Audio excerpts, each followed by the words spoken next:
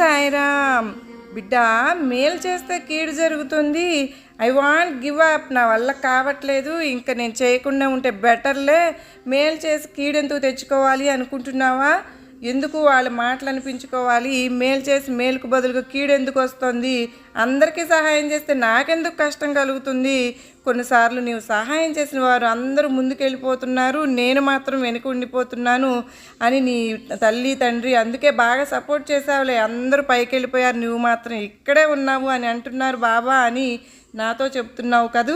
బిడ్డ, గుర్తుపెట్టుకో, మేలు చేసిన నీకు దేవుడు ఎప్పుడు నిన్ను వెనుకబడనీడమ్మా. నీవు చేసిన సహాయం భగవంతుడు అంతకు మూడింతలు ఇచ్చి సహాయకర్తగా నీ వైపు నిలబడి నిన్ను దేవుడు మనసు పెట్టి చేశావు కనుక, ప్రేమ కలిగి చేశావు కనుక నిన్ను ఉన్న స్థానం నుండి ఎన్నో రెట్లు అందరికంటే కూడా అత్యుత్తమంగా నిన్ను ఆశీర్వదిస్తున్నాను బిడ్డ అని బాబావారు చెబుతున్నారు.